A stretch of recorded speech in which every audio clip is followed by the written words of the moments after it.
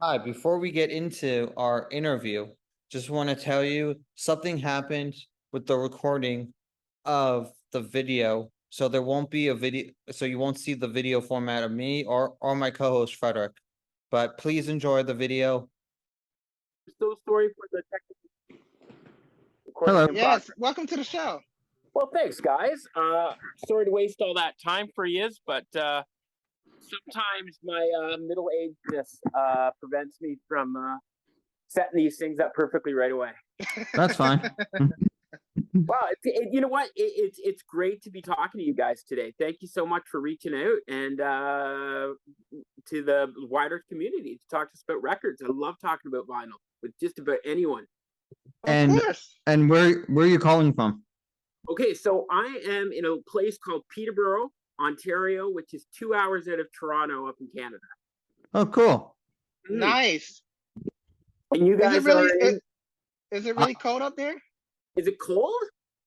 Well, it's December, right? So it was sort of chilly today. I mean, we have the same weather as New York City.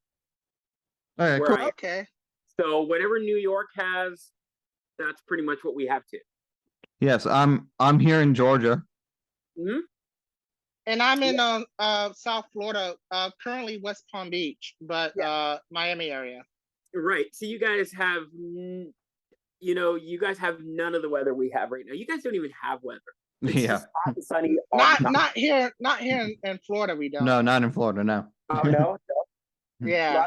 Lots of rain. It's always sunny and raining most of the time, but mostly sunny. Gotcha. All right. Yeah. Cool. Okay, let's get this podcast started. All right.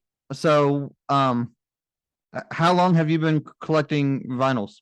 Well, that's a huge question. I'm 47 years old, and a lot of people in my generation, we grew up with records. We had records in the house, right? Coming from our parents, right? So I was fascinated with music and records as early as I can remember. And my parents were buying me records with my earliest memories, and I still have records that my parents bought me when I was a kid, and that goes to both kids records that are very highly collectible now, to even some disco albums and some early rock albums that bands I was interested in when I was 3, 4, 5 years old, because I was actually interested in music and pop culture at a really early age. And when I was in high school, so we're going back to the 90s, this is when vinyl was moving to CDs. And I found that you could go to people were just giving away records, and a CD was 30, 40, 50 bucks, where you could get like the same, like a Beatles record or a Stones record for $3, right? So that's when I kind of first started buying vinyl, was in the 90s. Someone was detected at your front door. And yeah, I collected a pretty great large collection. But there was a lot of years where I didn't have a record player, and I started buying CDs, and I started streaming music, and I just had this big, large, about 500 records. I was just moving from apartment to apartment. And then about 10 years ago, my mother had a neighbor who died. And when my mom was clearing out her house, she found a record player, and she said, "Hey, do you want this record player?" And I'm like, "Yeah, that's cool." And I hooked it up. And when I pulled out my albums, I realized that I had better taste in music when I was a teenager, when I was buying records, than I currently did. Damn. Yeah. Wow. And so that got me really interested in my record collection. And then what was happening was I've collected a lot of things over the years, and I was hanging out with these really hardcore comic book guys. And we were traveling all over Ontario to look at comic book collections. And I could look at a box of comics and realize within 5 minutes I had no interest in any of them. But these guys would want to look at them for 2 hours, right? Yeah. And I'd get really bored really fast. Well, wherever we went, there always seemed to be like a crate of records or a booth of records or whatever, and I'd get bored so fast. I started looking at the records, and this started to really, at the time, seduce me again. And I got right out of comics. I got right out of everything I was collecting, and it was just vinyl full time. It got to the point where I was waking up in the morning going, where can I buy vinyl today? And that collection of 500 over 10 years has turned into over 3,000 records. 3,000, you said? Over 3,000, yeah. Jeez. So in 10 years, Dang. I've bought probably about 3,000 records in the last 10 years. So yeah, that's the long explanation. So And And what's sorry to interrupt, Nick, but No, no. I was gonna say what genre of records do you have the most? Like, do you have rock records? Um, Uh, I have my records kind of split up into, if I had to say what do I have the most of, I would say 1960s rock, okay. then 1970s rock. So 60s, 70s rock. I have a very large easy listening collection because I really, really dig stuff like Sinatra and Dean Martin and Louis Prima, stuff like that. I really, really dig on that a lot. So I have a very large easy listening collection. And so I'd say those would be my three biggest genres: 1960s rock, 1970s rock, and then easy listening. and what band do you have the most of? Or singer? Well, then that's a really crazy question, and there's a whole story around that. Are you ready for the story? Yes, go ahead. The Yeah. number one artist I have is Andy Williams. Do you guys know who Andy Williams is? Yes. Okay. I heard of them. Okay. Andy Williams, I have over 90 Andy Williams albums. And I'm not that big of a fan of his. But there was a time in my life about 8 years ago where I was going through a really hard time. And I was working a really job I didn't like. And I just wasn't happy in life. And I couldn't afford records. And one time I was at a thrift shop and there was an Andy Williams album that was $1. And I just wanted, when you want vinyl so bad, you just need the taste of it. You Yeah. just need something. You just want to buy a record, and it was $1. And I said, you know what? Andy Williams, I guess I like Andy Williams. Like, I don't dislike Andy Williams. I'll buy that record. So I bought it. I brought it home. I played it. It was fine, whatever.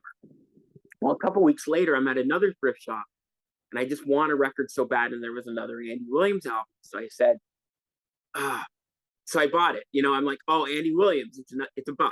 I'm gonna buy it. Yeah. What's $1? And then as the weeks went on, I kept seeing Andy Williams records, and I thought it was kind of funny, so I kept buying them. And then, if you guys collect, you guys know what it's like. The trigger went off, click, and I had to have every Andy Williams album ever made. He's okay. Yeah. I don't like him that much, but I had to have them all. So Right. I started just obsessively every record shop, every record show. I was importing, and of course I started working again. I started getting money, and I started importing stuff from Europe, importing stuff from Japan, and it was always super cheap, right? Like, just cheap. And before you know it, and I don't look for them so much. I can't find anymore. I don't have them all, but anytime I'm somewhere, I'm always looking for the Andys, and I don't think I've bought a new Andy Williams album since 2019. No, 2020, right before the pandemic. I was in a store in Toronto, and I found a Japanese Andy import that I hadn't seen before. Oh, wow, that's cool. Yeah, and I bought that. So and it's just the joy of the hunt. It was just more about the hunt than the music at that point.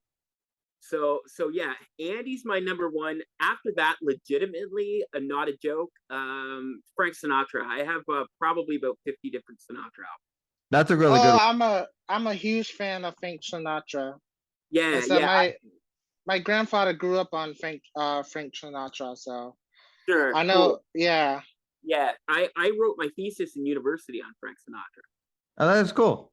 Yeah, Wow. yeah. So yeah, I have a lot of Sinatra. So those are the two most. So yeah. And what is your most expensive vinyl? All right. Well, I pulled some stuff to show you. Now, there's what I think is probably my most valuable album, but I didn't buy it. It was gifted to me, Uh, and it's this album here. Can you see this? Am I coming up? yeah. This is an album by a band called Coven, and it's called Witchcraft Destroys Minds and Reaps Souls. And this is from a Chicago band from the late 1960s, and they called Coven, and they were led by a woman named Jinx Dawson, who still tours. She's still out there touring, and Jinx Dawson was an actual practicing witch, and this is the first album that introduced witchcraft and Satanism and the occult into rock music. Oh, that's cool. And this is before heavy metal. It's not even heavy metal music. It's more like it's kind of psychedelic rock. So it's more like the Jefferson Airplane. They have a very Jefferson Airplane type sound. Yeah. And so they, had so all their songs dealt with the occult, witchcraft. It has in their logo, like they have the inverted cross. First time that was ever used. On the back, they're doing the sign of the devil horns. That's the first time that was ever used in rock music. Oh, wow. And the record was pulled really fast. First off, nothing was marketable. Like, you couldn't play this stuff on the radio. This is 1968. And but the album got connected in an Esquire magazine article about the Manson family, and the label freaked out and pulled the album. And so it became, there's not a lot of copies out, and so it's a really rare album, but it's a really influential album. There's some really interesting things. That the opening song is a song called Black Sabbath, and this guy here, the guitarist, his name was Ozzy Osbourne. Oh, wow, that is weird. Yeah. Wait. Did you say Ozzy Osbourne? No, his name's Oz Osbourne. Oh, Oz. Osbourne. Okay. And there's this whole line where a lot of people believe that, and well, Jinx Dawson writes about it, saying that there was a whole thing where the record label, their record label was connected to Black Sabbath, that came around. I think their first album came out 2 years later in 1970. And so there's this whole thing about how Black Sabbath sort of stole their shtick, right? So I got this album from a guy named Jeff Taylor, and he was in a band in Chicago called the Hardy Boys, and he was recording the Hardy Boys LP at Dunwich Studios at the same time Coven was recording this album. And he knew them, and he got this from the band back in 1968. Oh, that's cool. And he sold it to, didn't sell it to me, he gifted it to me because he knew his daughter wouldn't want it, and what happens to it. And so I've seen these going on eBay for between $700 to $1,000 US. Jeez. Yeah, it has been repressed. Like, you can get it on 180 gram now. I saw one at my record shop. Oh, and the B side of this album is apparently it's what they call a satanic mass, which Coven had nothing to do with it. The producer wrote it, and it's so corny. It sounds like something from a B horror movie. It's so stupid. But the first side is really, really good stuff. You can listen to the album on Spotify, and if that's your kind of bag, if you're into like this, really is the start, like the predecessor to heavy metal, really, before heavy metal. So that's my most expensive album that I probably own. Yeah. So, that's cool. Yeah. What an amazing story, man. That's amazing. That's a cool story. Yeah, it's cool. I'm a big fan of Coven. They released 3 albums, and I own all 3. And I've also corresponded with Jinx Dawson, the lead singer. She's really great on social media. She'll get back to people. and she tours Europe a lot. She's still located in the Chicago area. I'd love her to come to Canada, but she never. She's probably the one artist I'd like to see in concert the most. Yeah. Mhm. Do you go to a lot of concerts and venues and stuff? There's times in my life where I have. Unfortunately, most of the musicians I'm interested in are all dying now. Oh, true. I went and saw Alice Cooper this year. I'd met Alice Cooper years ago, but it took me this long to actually see him perform. Before the pandemic, like sure, so I could go to 4 or 5 concerts a year. Oh wow. Yeah, yeah. Mm-hmm. Yeah, So, Nick goes to a lot of concerts too. Yeah, I go to a lot of them. Yeah. What? Let me ask you, Nick. What was your favorite concert? What's the best show you ever saw? Probably Eric Clapton. Clapton, cool, man. Yeah, I've seen him twice. I've seen McCartney. I've seen McCartney. I saw McCartney when Linda was still alive. Linda. Oh wow. Yeah. I think my favorite show. I saw Kenny Rogers on his final tour, and I know that sounds corny, but damn, he was good. Yeah. He did a really good show. Trying to think other people I really like. I don't know. I go to a lot of classic stuff though. Like I'm really interested in like classic rock, right? Yeah. So, Yeah. and my big thing is that I'm always trying to meet the performer. If I Yeah. can't meet the performer, I'm thinking, do I even want to be there? So Yeah, I think the only concert I remember when I was real small, this was like when I was a baby. Or no, I wasn't a baby. I was like maybe like 5 or 6 and stuff. And I remember seeing what is it, the Temptations? Sure, the Temp. Yeah. Back in Awesome. they performed in Miami one year. Cool. And my very first concert was the Temptations, and I didn't even know who they were at the time and Well, stuff. you're lucky, But my whole family, like my parents, have a video of me, literally I'm on top of my dad's head and stuff. He was holding me and stuff, and you can see the Temptations in the background. I'm like, wow. So it's like that was like my very first concert, but I don't go to that many concerts. I go to more festivals than I do concerts and venues and Oh stuff. yeah, fair But enough. My actually wasn't my first, but it was my second concert. Was Santana. Oh man, he'd be awesome. I've never Yeah. seen him. Yeah, he was good, but he talked a lot of politics Okay. during his concert. My first concert was Madonna, and Oh, it was wow.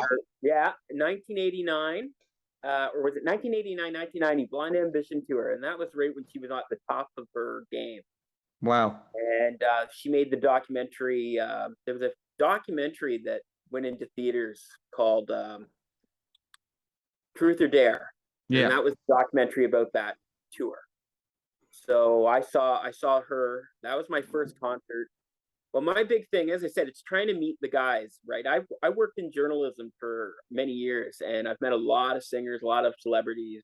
I worked as an entertainment journalist, so I'm always trying to get that one-on-one with people, and I've met a lot of musicians. And were they all guys that you met? More or less. I met Buffy St. Marie a few times. I think there's a Canadian singer named Sarah Celine, but I don't think you guys know her in the States. So I met her a few times. Do you guys in America? There's this huge pop singer here in Canada named Lights, and I know that she made headway into the States because sometimes I have some rare Lights albums, and I get American buyers trying to buy them off me. Oh wow. Yeah, and I met her a couple of times and interviewed her, and she's huge in Canada. So, but most of the guys I've met is, Davy Jones from the Monkees. Oh wow. Had breakfast with him. The guys from the Turtles. Mark Lindsay from Paul Revere and the Raiders. And Paul Revere and Raiders is one of my absolute favorite bands. I'm obsessed with them. It's funny, like all of a sudden you're sitting there and you're thinking about it. I can't think of all the different people Carl G. Morrissey from the Buckinghams, which is another great 60s band from Chicago. Yeah, I've done some correspondence with him, and yeah, it's What was Alice Cooper like? oh yeah, I met Alice. Alice is the coolest guy. He is so chill, just really chill. He's really smart. Yeah, Yeah, I've seen interviews with him. yeah, he's really smart, and he's really calm, and he's clever, and he's just the nicest guy on earth. Yeah, He's because just so when you see him perform, you think he's just like this weirdo. Yeah. But when you see like him in interviews, he's like this normal, chill person. Oh, exactly. I pulled out some albums, sort of my all-time favorite albums, my top 5. And this is one of my top 5 is Alice Cooper's From the Inside. Oh, that one, yes. Yeah, and he wrote this when he was in a sanatorium. He was an alcoholic. He was drinking, and he was trying to dry out. And he entered a sanatorium, and he wrote this album about all the different people he met in the hospital. And so all the songs are based on true stories. Oh, that's cool. It's incredible. Every song's just a banger. And That's amazing. Yeah, and it's really, I think anybody should check that out. So, what album did you pick up recently? Okay, so I bought 3 albums, and I've been trying to, with Christmas shopping, I've been trying to stay out of the record stores because, yeah, it's hard, but I've done a good job. So I did go to the record store on Black Friday, Record Store Day. Yeah. Right? You guys all know about that. Yes. And I did pre-order this. I am one of the people who I just don't go in. I actually look to see what's there, what's coming out, and I order my Record Store Day stuff in advance. And I try to get something every Record Store Day. I don't always, but I buy into it, and I was really excited about this album. And this is gonna take some explanation. I doubt you guys have heard of this guy, but he's really worth researching. He's an interesting character. There's a guy named Korla Pandit, and this is Genie of the Keys, the best of Korla Pandit. And look at this. This vinyl is beautiful. One of those color ones? Yeah, it's a nice oh, wow. Blue. That's pretty. Yeah. Now, Korla Pandit was a guy, he's been dead for a few years, but back in the late 50s, he played the pipe organs, or the organs, and he played this kind of hypnotic East Indian organ music. And in Los Angeles, he had like a 15-minute television show on in the afternoons between the soap operas. And he would just look seductively into the camera and play the organ. And housewives just went crazy over this guy. He became a sex symbol. And he was just this mysterious guy from India that nobody knew anything about. And he became a sex symbol. But what happened was he became really popular in LA. So another Los Angeles TV station was like, well, we have to do something to be the competitor. So they picked up a guy and they put him right opposite of Korla Pandit. And it was Liberace. And that's how Liberace got his start. So Liberace started off as a rival to this guy. And of course, Liberace took off and Korla. Yeah. Well, what happened was Korla kind of, was in obscurity. He was in Tim Burton's Ed Wood movie. He had a cameo, and he died a few years later.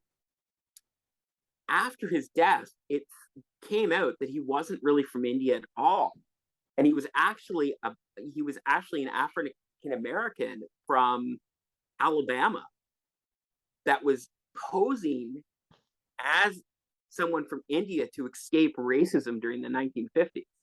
That is weird. Yeah. Oh my gosh. Yeah.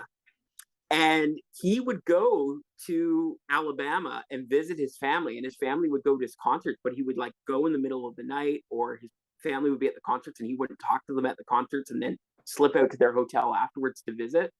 His kids, he had 3 sons, they had no idea. Like, it was this huge secret. And yeah, he was just he was yeah, he was an African American, but he was posing as a man from India to escape the racism from the 50s. That is And cool. Weird. yeah. So when they put out this Best of Corla Pandit, I was really surprised. I thought that was so awesome. I have a few of his original albums, and some of the original episodes of his show are on YouTube, and they're pretty wild. So I bought that. I bought 2 other things the same day though. I bought a spoken word album, which I don't buy very many spoken word albums. But this is a 2-disc set of Orson Welles' War of the World broadcast from 1938. And this is from 1969, this pressing was. I've seen this album many times going for 40, 50, 60 bucks. But for some reason, this was only 15 bucks. And I was like, yeah, I got to get this. This is something I loved since I was a kid. You can listen to it on YouTube. You can listen to it on Spotify. But to have like a textile version of it, Yeah, physical copy. Yeah, it's so cool.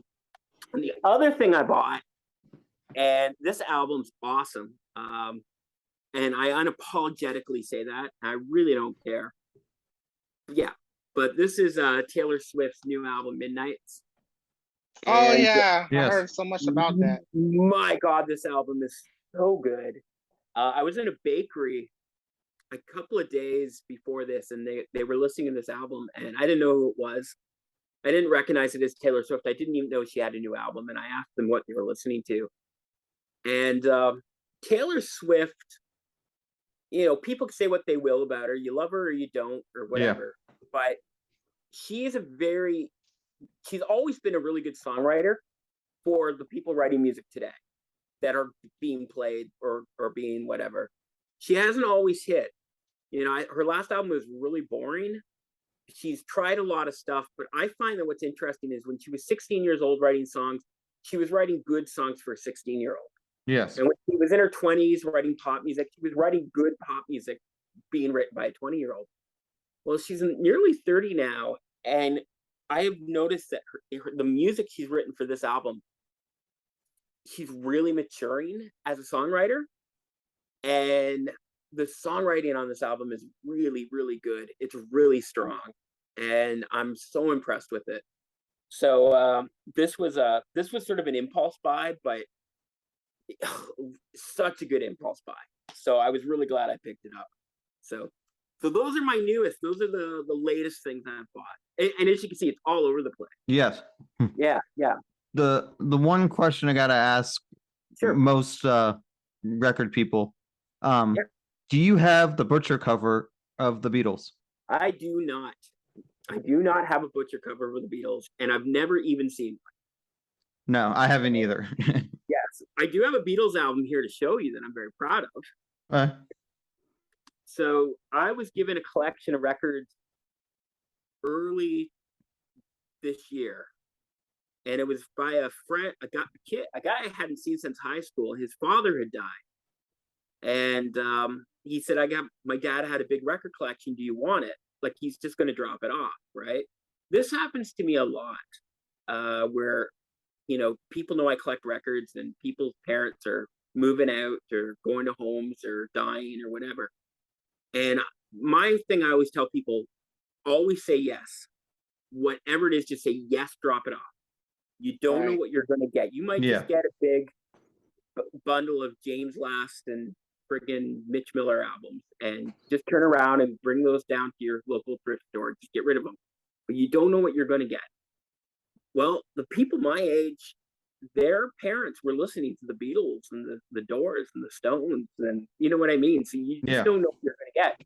Well, this guy, he was a hockey guy, like the guy from high school, and I didn't know what he was going to bring. He knew nothing about music, but he dropped about 300 albums off my place.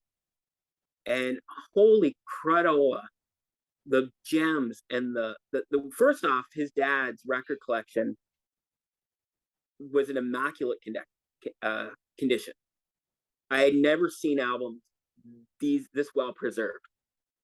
I owned a lot of the albums, but his copies were nicer than mine, so I kept those. But this was one of the really cool things that came in the collection. Not the cool, and I will also add, not the coolest thing that came in the collection, but one of the really neat stuff. I don't know if you guys have seen this down in Georgia, but this is an album by the Beatles called Twist and Shout. No, I've not seen that one. No. Okay, so in Canada, this album is really common. And I've seen this album in dollar bins Oh wow. in Canada, okay? So this was an album that was pressed only in Canada, and it was sold through the Eaton's Company, which was one of the big store chains in Canada. And for a lot of Canadians, this was their first album, the Beatles album. I think it was a little cheaper than Meet the Beatles, and it came out the same year. Oh wow. Okay.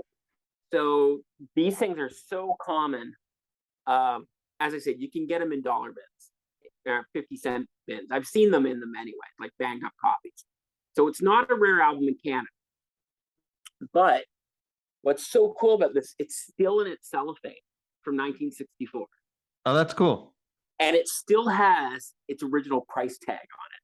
Oh wow. So this was sold by a store called Right Way, and it was $3.47. And to have a Beatles album still in its cellophane with the price tag from 1964, that is that's like rare. That is so cool. And I'd already had these things are so easy to come by in Canada. If you guys are ever in Canada, any record store will sell you one of these cheap. But, cool. But yeah, that's my Beatles gem I was going to show you. Yeah, my mom's friend before he passed away, got me started with records by giving me like a whole stack of Beatles vinyls. Very cool. Yeah. Very cool. Yeah. I have to say I don't have any vinyl records or any cassettes, anything. I'm from the 90s, so I'm very like, new school and old school a little bit. But one of my favorite artists, I don't know if you're into electronic music. Are you into EDM-ish? A little bit. I like a lot of everything, man. Me too. I like every genre except for country a little bit, but I'm starting to get into country a little bit. Mm-hmm. But one of my favorite EDM artists is Fatboy Slim. I don't know if you heard of him, right? Fatboy Slim's incredible. Yes. Absolutely incredible. Yeah, he's like literally my all-time favorite DJ. So my uncle got me his very first one of his very first album DJ back in I don't know, because he was really big in the 90s. Yes. And stuff. And I got his what's that one song that he has? Right About Now, the Funk Soul Brother. My uncle gave me that as a gift and stuff for my birthday this year and stuff. Cool. And I was like, and he told me it was so rare to get it because he had to order it from another country to get it shipped to America. Sure. And then because my uncle lives in he lives in Florida, but he also he goes back and forth from New York to Florida. Okay. So he was in New York working, got the apparently record player from a New York store, and he shipped it to me all the way down in Florida, and I was so happy. I was like, this is a dream come true. So let me tell you my theory about musical genres. I believe that music and genres are like race. And I look at it in terms of race. And I believe music, like race, is beautiful. Amen. If you don't like to say you don't if you say, oh, I like white people, but I don't like black people, I don't like Mexicans, but I like Asians, but I don't like Puerto Ricans, well, you're a racist. There's something wrong with you. I believe music the same way I believe that rock and country, metal, hip hop, classical, jazz, I believe it is all equally beautiful. And there are bad songs, just like there are bad people, but there are but all music can be beautiful. All music can be good. Just like people with race is all people of all races beautiful. But there can be bad people, and good people, no matter what you are. And songs are the same way. Do I like all music? No. Do I like all artists? No. There's some stuff that I just loathe. We're all like that. Yeah. But I never blame the genre of the music. No. I can tell you that some things like screamo music, I don't listen to a lot of it, but there's a certain time and place for it. I was at a concert one time in Toronto, and I was standing behind. There was a woman standing behind us. She was a lovely, lovely woman. We got to talking, and I found out she was in the band Cradle of Filth, and she was going to the same concert as us. And I kind of knew who Cradle of Filth was. And you listen to them, and it's just it's screamo music. And but she was such a charming lady.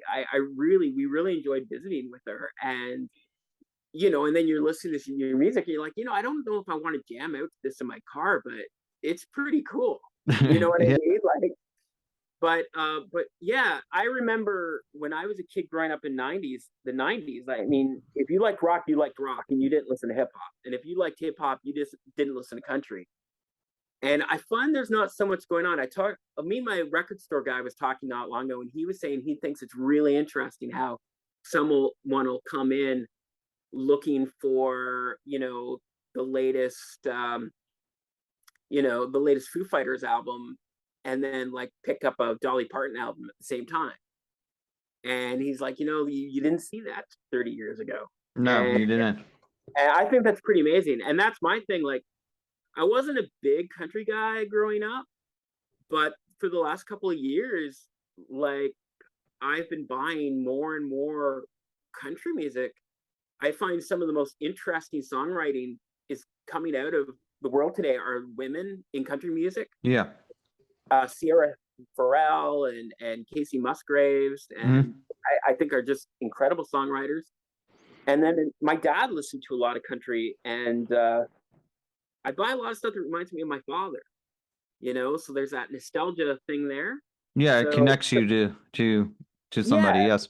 Yeah. So I find I listen to so much more of it. And in 2020, during the pandemic, I started exploring hip hop for the first time in my life. I remember I had one friend who would come over, and she's a jazz musician, and she's like a kid sister to me. And she'd come over, and well, she was a jazz musician. We'd smoke some dope, and we'd listen to jazz records, right? That's what we did. That's right. It's COVID. What are we supposed to do? Right? Yeah. Exactly. And we were listening to the Malcolm X soundtrack, which is an amazing soundtrack. Wow. It's basically all jazz, except for one song by Arrested Development. And I remember just being like pretty high and going, oh my God, this Arrested Development song is the best song in the world. I was so into it. Wait, are you talking about the group Arrested Development?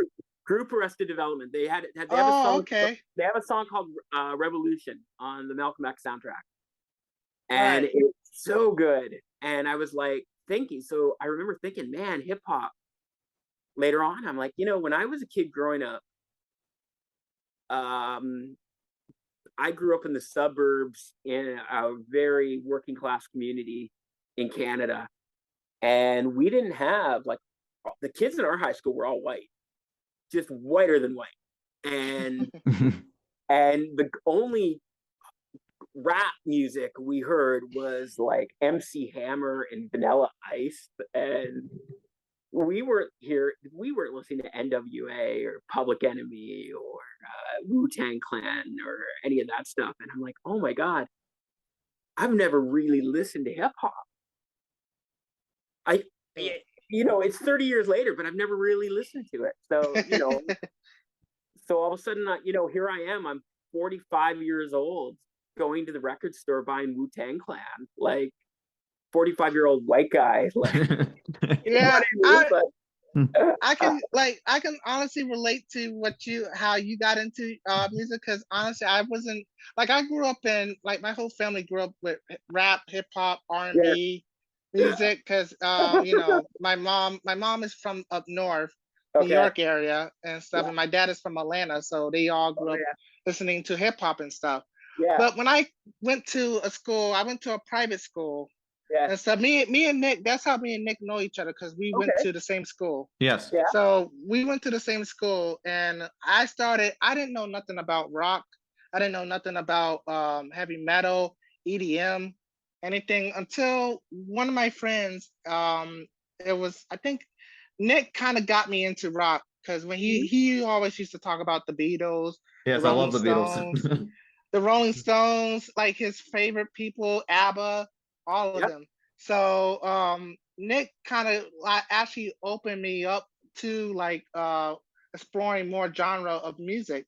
And then that's when I started falling in love with electronic music and Yeah. stuff. And I'm like, wow. I was like, this is actually kind of good, because I just don't like listening to one genre. I like to listen to every Yeah. genre That's and exactly. stuff. And you make a great point, and that the best way we can discover music is by listening to people who love music. What are Exactly. they listening to? And for me, one of the most insulting things I can do is tell a friend, you should check out this artist, and they don't. Right. Yeah. And when someone tells me to check out an artist, I listen to them. Like, I take the time to go home and discover it. I had a buddy over on Saturday night who I hadn't seen in 8 years, and he was telling me how much he loved the Gorillaz, who I Oh, I love had them. never listened to them before. And he was saying, you know what, I'm really into the Gorillaz. And so I sat down and I checked them, I listened to them. I spent the next day listening to them, and I was like, they're amazing. exactly. Right? But that's how we discovered. I got into music. I was always into music, but I remember being in the 9th grade, and I was in art class, and a guy who was a little older brought a Doors tape into art class. And it was like nothing I'd ever heard before. I didn't know who the Doors were. And it changed my life. Like, it was where I basically, from the moment where I stopped listening to Madonna and the Monkees and started listening to like really legit music. Exactly. You know, Yeah. and it's because of a guy, and that's how we that's how we grow as art, as people, is to really, my wife, she brings home stuff all the time that I've never heard of. And like, she got me into Lana Del Rey. She got me into Billie Eilish. Yeah, Billie Eilish. Yeah. Eilish, Yeah, like, yeah. yeah. She listens to a lot of Fleetwood Mac, right? Like, these are, this is what she brings to the table. Fleetwood but- Mac is good. Yeah, and yeah, but it's the best way we can grow. And one of my big things, you guys look like you're pretty young guys. What are you guys, in your 20s? Yes. I'm 27. 27. Wow, you guys are much older than I thought. Yeah. But Yeah. I spend a lot of time with my friends' kids that are okay. They're a little younger than you, but not much. And I spend a lot of time, if they just got record players or they're into it, spending time if I find stuff that I love for a cheap price somewhere, I pick it up, and just to, when I see this, friend's kid next time, to give it to them, to say, hey, check out this Buckingham's album, or check out this Paul Revere and the Raiders album, or 60s groups that I really dig, that some people don't aren't getting the radio play, or Yeah. the attention maybe they deserve, and Yeah. I spend a lot of time doing that. And you know what I love about, like, with music and stuff? I love how all music brings people together from all races, all all cultures, Yeah, it does, yeah. all, like, every country. Like, when you go to like big concerts and festivals, that's what, like, you see everybody from all over the world, all over the really do. country and planet going to one big concert to listen to this one person. And that's what I love about just meeting different people. Like me and Nick, we went to a festival earlier, or like a few months back and stuff, and we met so many people from all around the world and stuff. Like we met one couple, they're from India and Cool. stuff, Yeah. and it's like, wow, this is amazing. And it's like meeting different, like I met over 300 people at this one particular festival in Atlanta and stuff. And it was just, I talked to so many people from around the world, and just listening to people from different from like their love and music just really gave me chills. It's like, wow, it's like, this is amazing. Like look what music can do. Music can bring people together and stuff. I'm glad you brought that up, because this is something I've said is, so I've collected a lot of stuff over the years. I've collected movies, movie memorabilia, autographs. I have a very large autograph collection, actually. I still collect autographs. I've collected comic books. I've collected, action figures and lunch boxes, and I've collected a lot of different things. But what has seduced me to vinyl to the point where I just got rid, stopped everything else, and it was just records, is that I love the fact that you can, with records, you can experience it over and over again. You get a comic book, you read the comic book once, you put it in a bag and board, you put it in a box, and you never touch it again. Yes. And then maybe you'll have a friend come over and you go, hey, look what I have. You can't touch it, you can't read it, you can't breathe on it, but I have it. Aren't you jealous? And then, or whatever, and then you sell it or whatever. But a record, you get that record where you can play it, and you can play it again, and you can play it again, and you can play it again, and you can enjoy it over and over again. But then you can have someone come over, and you can experience that album together. You can experience that music together. And I do have people who come over and we just listen to records. Like my wife, my mother has come over and listened to records with me.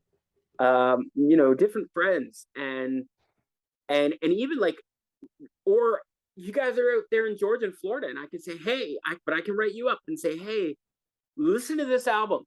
You're gonna really like it, and you'll listen to it in your home, and somehow we're exchanging that experience, because music is a sensual thing. It's audio, so it's hearing. It's touched because you're touching the record. In the case, it's visual because you're looking at the album cover. It's not taste. Don't lick your records. No. Yeah. but it's all these senses together, and I like how the artwork is much bigger too, compared to like CDs and. Oh yeah. And a lot of a good album cover will not only stick in your mind, but it'll trigger something if you run into it. Yeah. I run into records when I'm flipping through records that I'm so excited about. Oh my God, like I already own it. And I'm like, oh, this album's here. Oh man, I should buy it. Wait, I already have it. Oh yeah.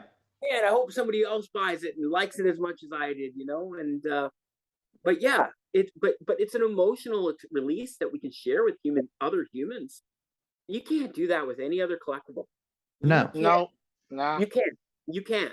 So that's one thing I really, really like about buying records and having so many. Now, do I need 3,000 records? Probably not. And then they're like, you have over 3,000 records. But I have a want list right now with another 150 records on it that I'm looking for. So I don't have them all. Is there any that are duplicates?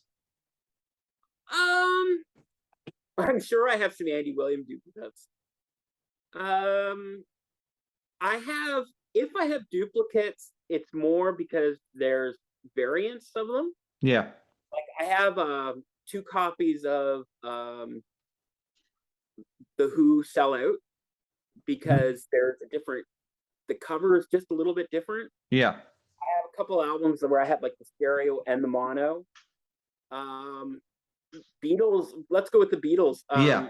Different countries had different variants. There was and different songs on them. Yeah, there was some Canadian Beatles albums that like there was a variant of Meet the Beatles. Yeah. So there was With the Beatles in the States. Was that Meet the Beatles? I think So so. there- Yes.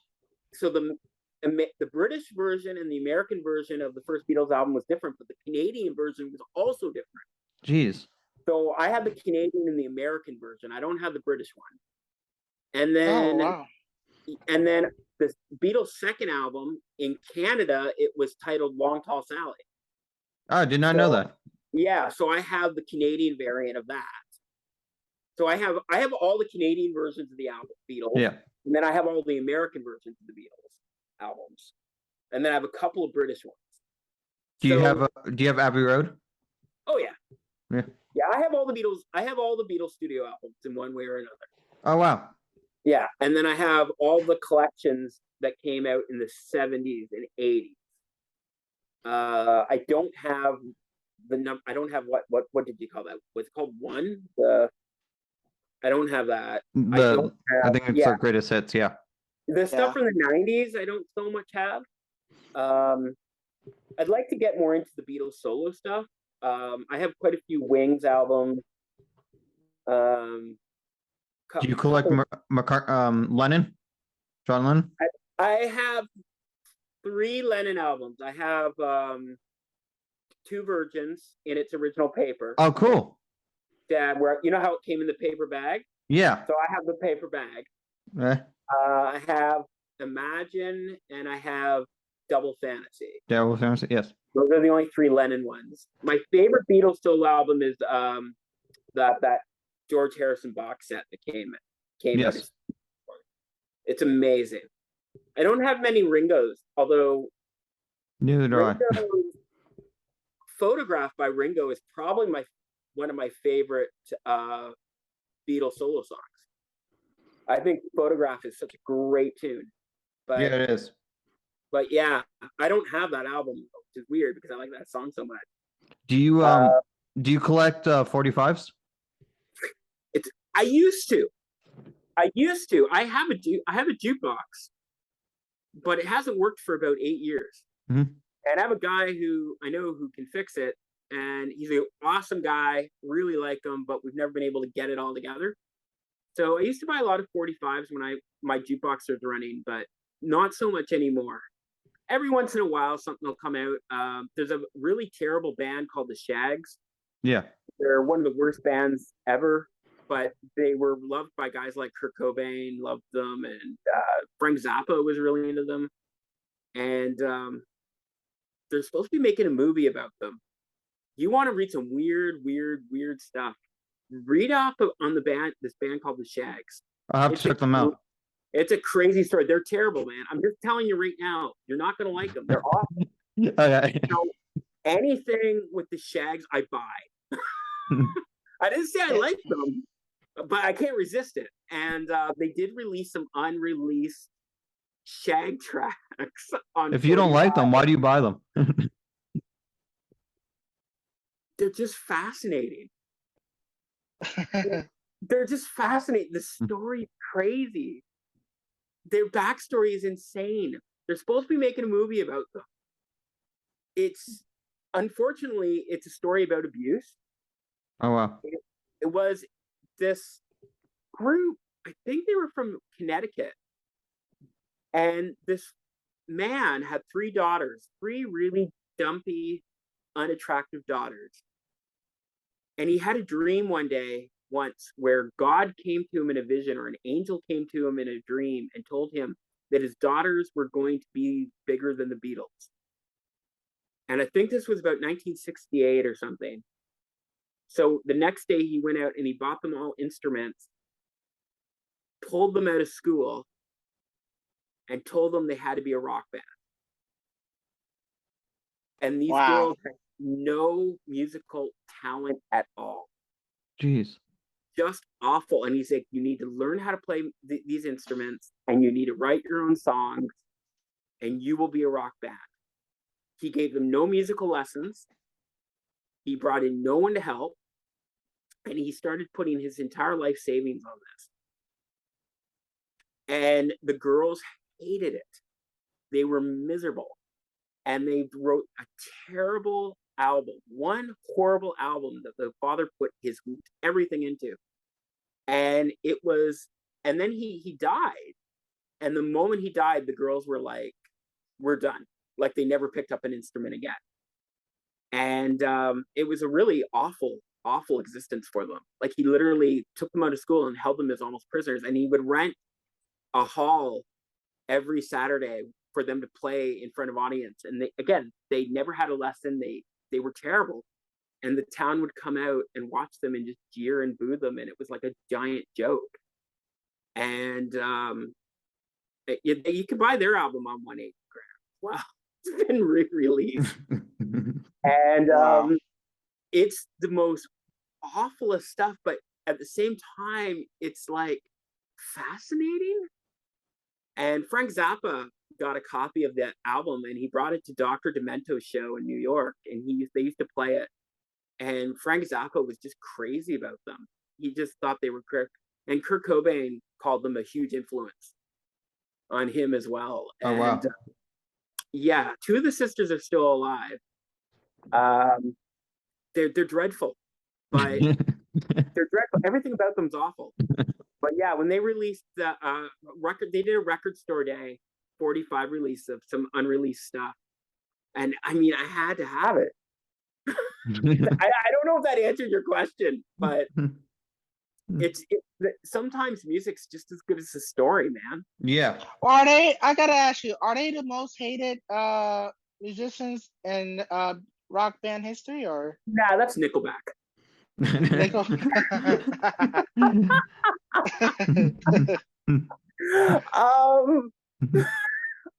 don't know. I don't know. You know, I hate when people come at me and go, music's subjective. Like I'll say I don't like somebody and they go, you know, man, music's subjective, man. You can't, what worth is your opinion? I'm like, shut up. You know, it's because I own 3,000 albums, all right? Like, you know, Exactly. I love you. But I don't ever shame anybody for the music they like within reason. There's rules to it.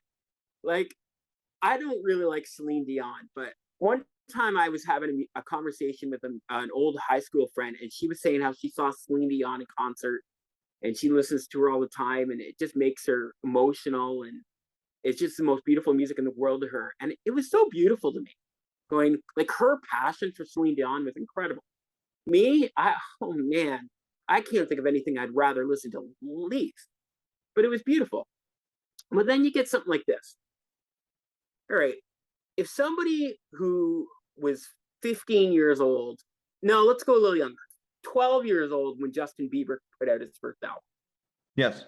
They loved Justin Bieber when they were 12 years old. And they come to me and they go, you know what? When I was 12 years old, I loved Justin Bieber. And I just loved Justin Bieber when I was 12 years old. And I hear a Justin Bieber song, man, and it brings me to where I was when I was 12 years old. And I'm just jamming in my bedroom, listening to Biebs. And I just love that. To me, that is so pure. That is so pure. But if you're 40 years old and you're coming to me, it's like, no, man, seriously, Justin Bieber's new music, you've got to hear it. It's good. It's actually good. It's good. Right. Like, you just got to think it's not Bieber. He's gotten better. He's good. I'm like, you know what? Shut up. You don't know me very well. Bring your musical opinion somewhere else. It's my, you know, we're going to listen to David Bowie now. Okay. You know what I mean? Yeah. So music's subjective, but then I listen to stuff that I'm sure no one else wants to listen to. I love 70s bubblegum. I love the Partridge Family. I love the Bay City Rollers. Yeah, I have a couple of Partridge Family. The Partridge Family albums are amazing. They are. They are. I don't know how much what you know too much about the music history of California. They were recorded at Columbia Studios in the 1970s. They were produced by Wes Farrell, who is one of the greatest AM radio producers. Mhm. The Wrecking Crew did all the background music. That's who was playing on those albums was the Wrecking Crew. Yeah. Dave Passy was a great vocalist. You had a lot of great songwriters but the Partridge Family albums are amazing. I love the Bay City Rollers. I love the Osmonds. Worst concert I ever went to, but oh god, I saw Donnie Marie in concert one year. It was awful. but but I love 70s bubblegum. Yeah. And a lot of rock fans look down their nose at me like that. I love Taylor Swift. I get a lot of heat for that. I love Britney. I had to keep that a secret for many years, but after the Free Britney thing, it got kind of cool to like her. Sometimes Yeah, you just there's gotta nothing wait wrong your with that. time. You gotta Yeah. wait your time sometimes. So I never try to shame anybody, but like again, back to Nickelback.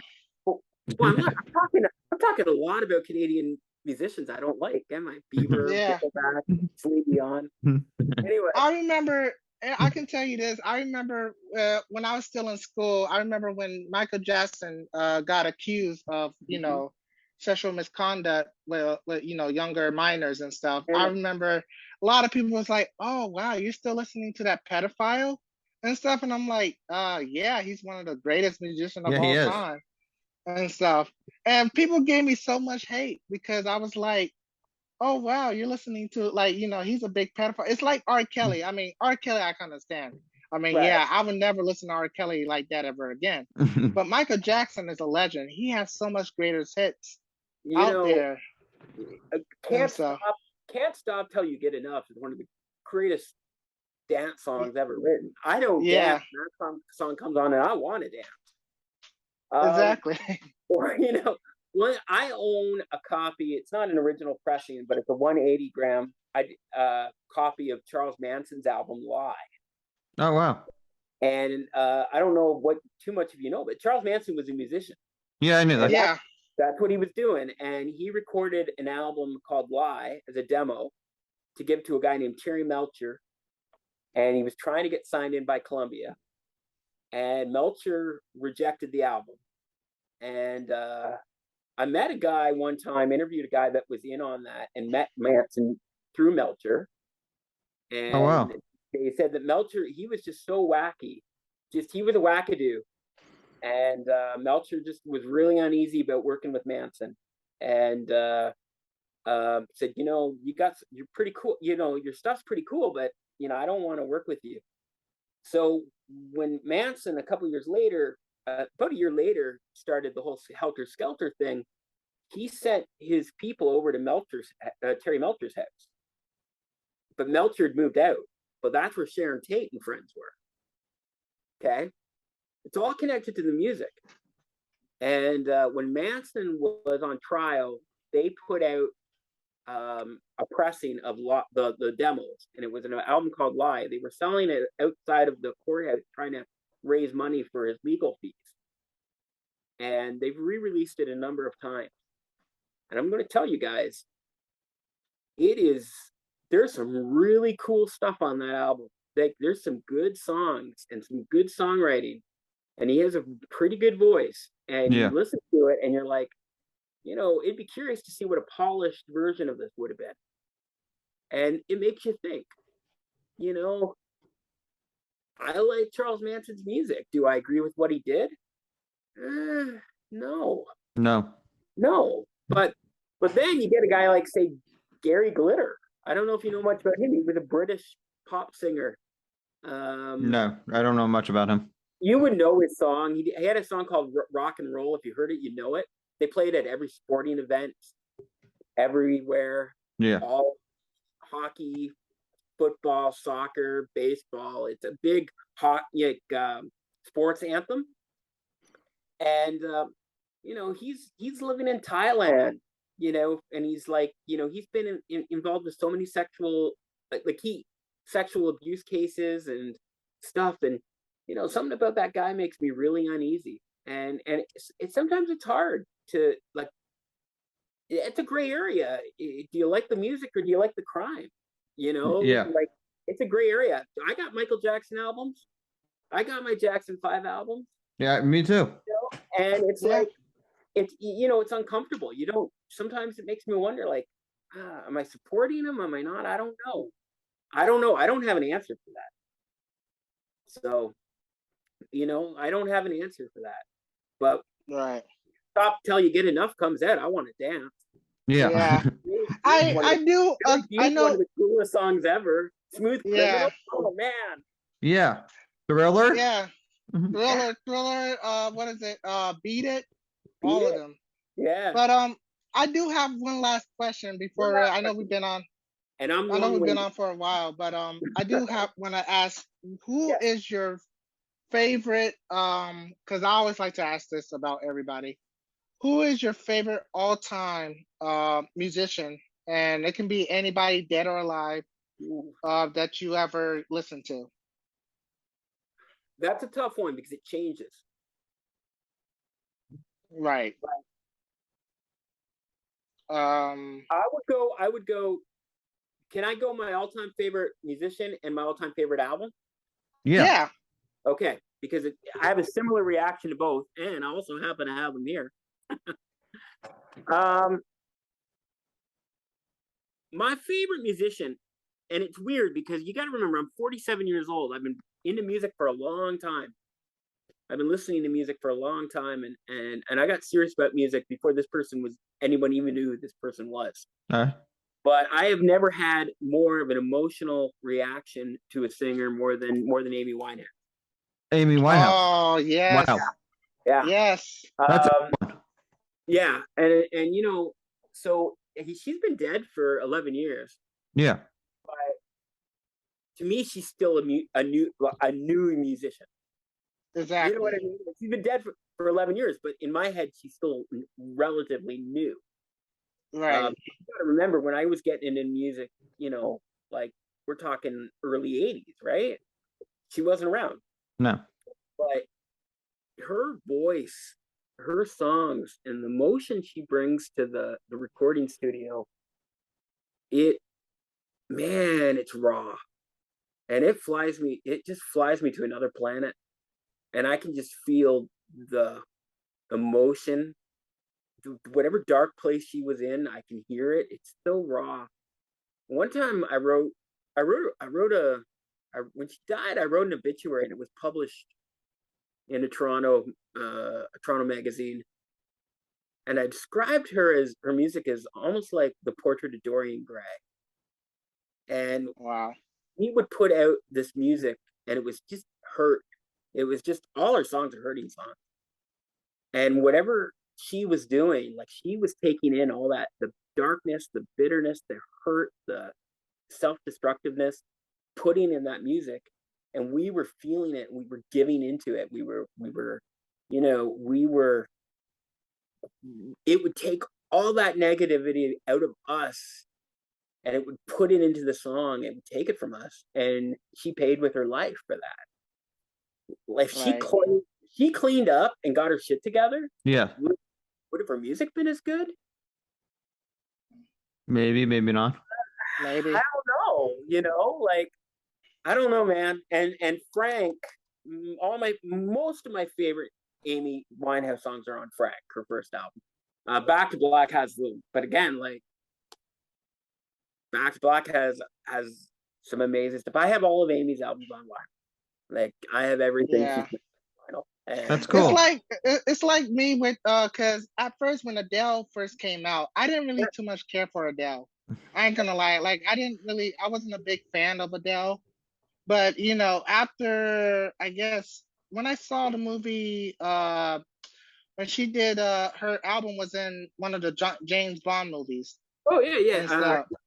Skyfall. The Skyfall. I actually I had to look up that song because I was like, wow, this song is beautiful. I didn't know who it was by until I saw it was the name of it and it was like Adele.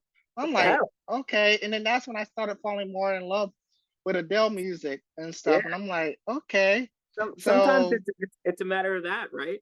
The other thing, and this is my all-time favorite album, and this is such a damn cliche. This is such a cliche, and you're gonna hear this from record collectors as you guys go on your journey and you ask what's your favorite record. So many guys are gonna say this, and I'm almost embarrassed. This is like saying what's your favorite Led Zeppelin song, and you say Stairway. Okay, like I'm literally about to do this, and I'm embarrassed by it. But sometimes a great album is just a great album. And there's a reason so many guys call it their favorite album. And it doesn't, Right. it became a cliche, but my all-time favorite album is Miles Davis's Kind of Blue. This album, I remember when I was in university, I did a jazz show on university radio for a while. And I remember getting a copy of this and bringing it home and putting it on in my CD player. And I mean, I was working on radio. I was writing about music. I was collecting albums for years. And when I heard this album, it was like I heard music for the first time. Wow. It changed everything. But I will tell you another thing is that this is an album that if you are suffering in some way, emotionally, mentally, and you put on this album and you get real quiet, you can literally feel your soul knit itself back together through this music. There is something about it that is so powerful that goes beyond anything else, and it will bring you back to just to yourself, to a place. This album, in my opinion, it heals people. That's the power it has. It has the power to heal. Not illness, but not like, I'm not saying, oh, hey, I got cancer. Well, listen to this, man, you're going to be fine. No, not saying that, not that crazy, but it can heal the mind. It can heal the soul. And yeah, like a lot of people love this album and they'll say, and it's become a cliche. It's become like a vinyl hipster cliche to say they love this album. But the cliches come from somewhere. Yeah. So if you ask my two absolute favorites today, that would be my answer. Miles Davis would always be that for album. Amy, I don't know. I've been really into her for maybe 12, 13 years solidly. But sometimes it's Bowie. Sometimes it's Prince. Sometimes it's, as I said, I keep bringing up Paul Revere and the Raiders. Greatest 1960s band that is not in the Rock and Roll Hall of Fame. and it'll change, but yeah. And let me say, you were saying you really like Fatboy Slim. Yeah, and, I'm a big. And I'm figuring you're a huge Beatles fan, right? Yes, Beatles. Called it, right? Beatles, John Lennon, Paul McCartney, all of them. All of them. Yeah. Very cool. Very cool.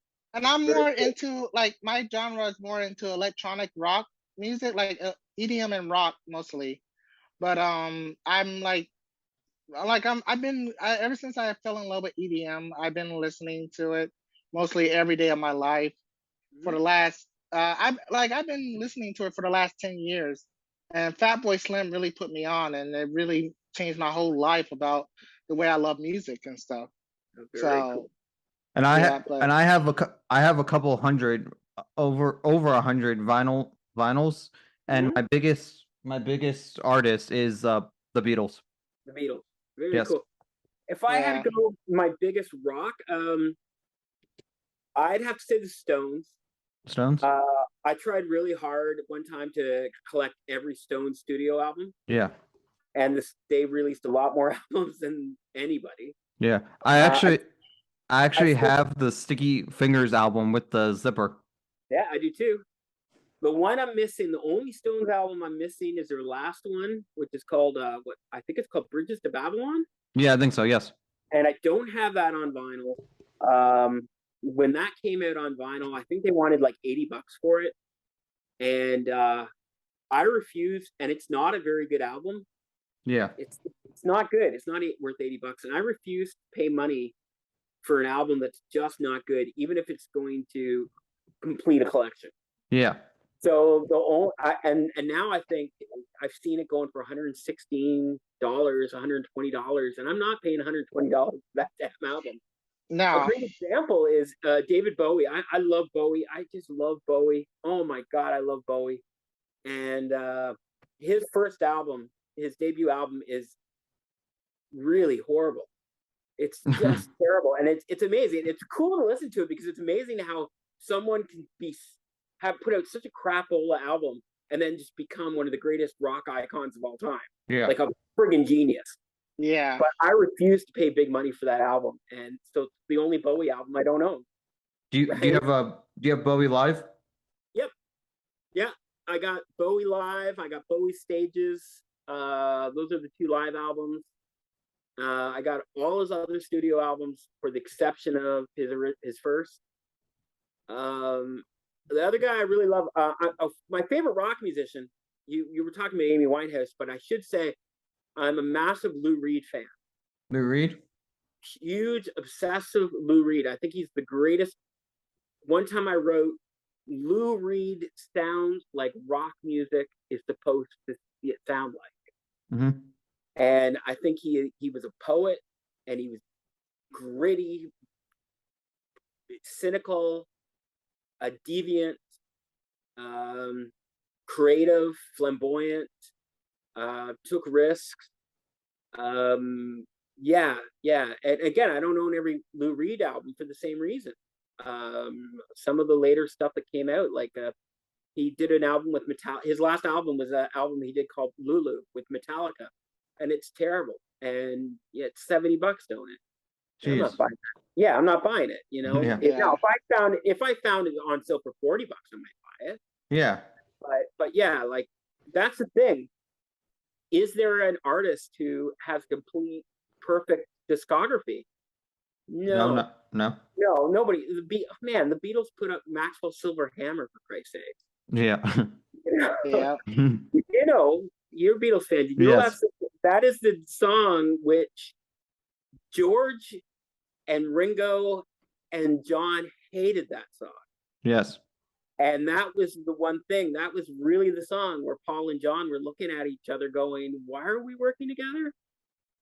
Yeah. You know, like, oh, I feel like they didn't really like each other when they was in the band at first, because they had some difference, like some differences with each other and stuff, until once they separated, they liked each other more and stuff. I mean, when you spend that much time with people, and you know, it's like you guys had friends that you had in high school, Yeah. and then you became adults, and you just don't look at things the same way. Yeah. You know, I have a brother who, by the way, lives down in Georgia, and he's a great guy. I really like him. He's my brother, but you know, we just went different directions and different paths, and we don't relate to each other the same way. I still love him, and I think John and Paul were a lot like that. I think they just had different ways of looking at stuff. I think Paul was all, oh hey, let's all go and be quirky and fun, and John was all, John had a grittiness to him that Paul didn't have. And what's your opinion on Yoko Ono? She's a fucking genius. She's a genius. She is one of the most purest and brilliant women who ever lived. John Lennon once called her the most famous unknown artist. And most people who don't like Yoko Ono don't know anything about Yoko Ono. Or they've just listened to her music, which, look, man, love is blind, but sometimes it's also deaf. Yeah, she can't sing. No, she's awful. But let me tell you, you asked, now we're talking longer. Yeah, that's fine. You opened a can of worms, my friend. When I was in university, in Toronto, at the Art Gallery of Ontario, which is in Toronto, they had a Yoko Ono exhibit. And this was in the 90s. And me and some friends went. We traveled to Toronto and we went. And we thought we were just going to see some wackadoo, weird art, and it was going to be kooky and crazy, and we would all have a good laugh. And when we got there, there was a book they gave you, and you went around and you looked at this art and you read all the things that this art represented. And a lot of this work came out before she met John. Yeah. And all of it was about peace, love, positivity, and kindness. And it was some of the most positive stuff. And if you listen to the story about how John met Yoko walking up the ladder and seeing Yes on the roof, and that positivity, and that's what he saw in her. He, the other thing too is the woman's a genius. She's extraordinarily, unconventionally smart. Mhm. And I don't know if you guys have ever met anybody, people who are really, really, really smart, but they can't, because they're so smart and they're an introvert. Yeah, they they're kind of can't- like weird. Yeah, and they can't express themselves very well. Yoko's like that. And I think she's one of these people who are really misunderstood. Yeah. Some of her ideas don't fly. There's some stuff that people have really given me a hassle about thinking about. But if you learn a little bit about Yoko's story, because I dug into her story, she was older than John. And Yeah. she was living in, I think, the San Francisco area in the 1940s. And her father was Japanese. And during World War II, her father was very rich. And he was called back to Japan because Japan was going to go to war. This is before Pearl Harbor. So Yoko had lived in America and knew Americans. And then she was back in Japan for the war. Mhm. And she was being told by the Japanese government, well, the Americans are evil. And Yoko was going, but I was in America. I had friends in America. Americans were fine. And her family lived just outside of Nagasaki. And when Nagasaki was bombed and decimated, she watched the whole society that she knew become destroyed because of war. And her family, which was very wealthy, were all of a sudden walking around with their possessions in a wheelbarrow, looking for shelter. And her father was taken by the Chinese, who were allies, and he died in a Chinese prison camp. Did not know that. It's true. So she was seeing the effects of war and what war does firsthand. And they're saying the enemy is the Americans, but she's Yeah. like, but I know the Americans. They're not like this. No. I know the Japanese. They're not like this. Like, what's going on? So when she took her art, it Mhm. was all about peace, love, Yeah. acceptance. And let me ask you this: when did John start talking about give peace a chance? Around when she was That married? Yoko Ono. Yes. Who was that influence? Yeah. Now, I'm going to get biblical for a second, and I want you to know That's fine. I'm not religious. I'm actually, I'm not a religious man, but this was an analogy that was explained to me one time. The story of Moses. Moses was like this leader of the Jews that came out of Egypt and whatever. But a lot of people don't realize Moses he had all the brilliance and all the knowledge, but he couldn't speak to people. He was an introvert. And he had a brother named Aaron, and Aaron actually gave the messages. Moses came down from the mountain, and with the big tablets and whatever, and he had the messages. But Aaron had the personality and the voice to bring those messages forward. That to me was John and Yoko. Yeah. Yoko saw what war does and the importance of peace, where John was like, I dig what you have to say, and I'm in love with you, and I think you're brilliant. Yeah. And I like your message, and he's putting it out there. Everybody gives John the credit because he's more likable. Yeah. Yep. But the Do you other thing believe- too, and people have been shitting on Yoko for 40 years. Do you believe she broke up the Beatles? No, they were sick of touring with each other. They were all kids that grew up, and they needed to, George was shell-shocked, and he didn't want to be in front of people anymore, and nobody was taking Ringo seriously, and John was going in one direction, and Paul was going in another. But let me say this. Yesterday was the anniversary of John Lennon's death. Yes. Yoko Ono watched her husband take 6 bullets in the back and die in her arms. And all the Beatles fans have hated her guts for it. Jeez. And you have never once heard her say anything bitter or bad about the hate she takes from Beatles fans. No. That's a classy, Yeah. classy lady. Yeah. So these are some of my thoughts on Yoko. Okay. And when I was a younger guy, I didn't know all this. I thought her music was dreadful. Yeah, So- it And still it kind of was is. weird. Oh man, you can't fix awful. No. But either music's deaf or John knew he was going to be sleeping on the couch if he didn't put that out those songs on Double Fantasy. I don't Yeah. know. Yeah, some of the songs on Double Fantasy by John Lennon are amazing. No, they're incredible, Exactly. man. They're Yeah. incredible. The Double Fantasy is sorry, my phone fell here. Double Fan, am I still there? Did I hang Yeah. up on you? No, you're Okay. still here. Double Fantasy is a great album, and you listen to the Yoko ones, and you're like, oh my god, Kiss Kiss Kiss, where she has the orgasm. Yeah.